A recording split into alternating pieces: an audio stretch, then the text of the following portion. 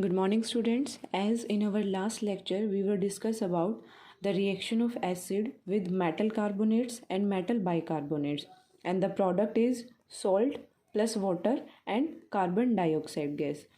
Now, how can we detect the gas released is carbon dioxide gas? So, there is a confirmation test for the carbon dioxide gas, and the test is just pass this carbon dioxide gas through the lime water solution, then the solution turns into milky. The solution turns into milky due to the formation of white precipitate of calcium carbonate, and this calcium carbonate is also named as limestone, chalk and marble. All these are the different forms of calcium carbonate. Now, the next reaction is reaction of acid with base. So, when we react acid with base, the product is salt plus water. For example, we take acid HCl plus NaOH as a base, and the product is NaCl plus water. Now, this reaction is also known as neutralization reaction, because here both acid and base neutralize the effect of each other. So, this reaction is also known as the neutralization reaction. Now, the next reaction is reaction of acid with metallic oxides.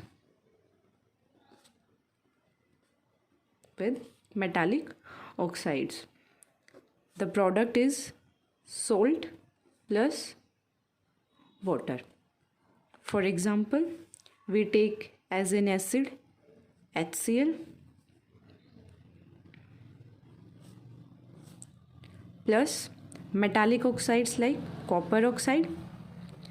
It gives copper chloride plus water, salt and water.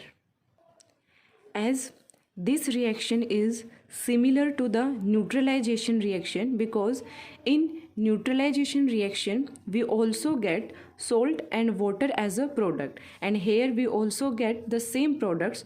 So this reaction is similar to the neutralization reaction, and here this is an acid. So we can say that this metallic oxide here behave as an base. So from this reaction we can say that metallic oxides are basic in nature.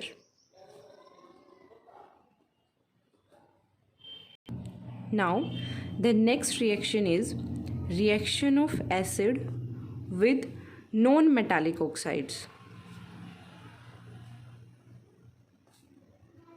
With non-metallic oxide, here we also get the same product, salt plus water.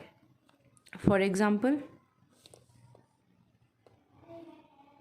the reaction of base.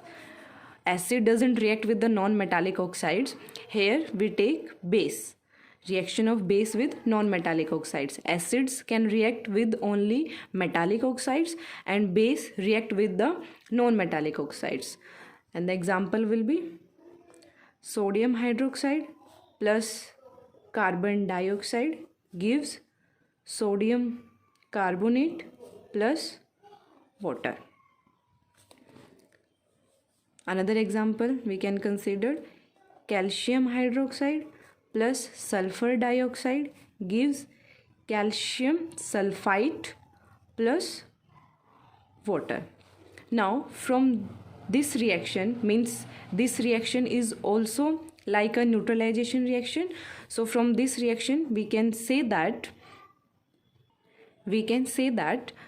the non-metallic oxides acts as an acid, because here sodium hydroxide is a base, and after reaction with non-metallic oxide it gives salt plus water, which is similar to the neutralization reaction. So we can say that carbon dioxide here behaves as an acid. So from this reaction we can conclude that the non-metallic oxides are acidic in nature.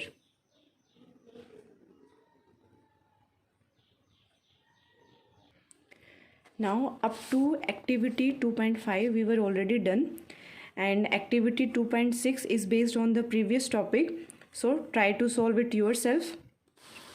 Activity 2.7. Take a small amount of copper oxide in a beaker and add dilute hydrochloric acid slowly while stirring.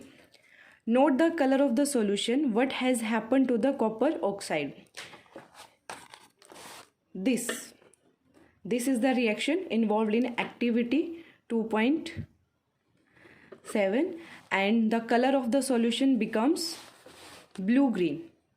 The color of the solution becomes blue-green due to the formation of this copper chloride. Next, activity 2.8. Take solution of glucose, alcohol, hydrochloric acid, sulfuric acid. Fix 2 nails on a cork and place the cork in a 100 ml beaker. Connect these nails to the 2 terminals of a 6-volt battery. Throw a bulb and a switch. Now pour some dilute HCl in beaker and switch the current. Repeat with dilute sulfuric acid. What do you observe? We observe the bulb get glow. Students, after this setup, when we add dilute HCl solution in the beaker and after switching on, the bulb get glow. And when we add sulfuric acid also, the bulb get glow, because in case of acids and base, as acids and base both produce ions in aqueous solution, and due to the movement of these free ions, all acid and base easily conduct electricity. So the bulb get glow. But in case of glucose and alcohol, the bulb does not glow, because when we dissolve glucose and alcohol in water, they do not produce ions. So both these solutions does not conduct electricity and the bulb does not glow in case of glucose and alcohol, but in case of acids and base the bulb get glow, because both these produce ions in aqueous solution, and due to the movement of these free ions, both solutions conduct electricity. So students, enough for today. Thank you. Have a nice day.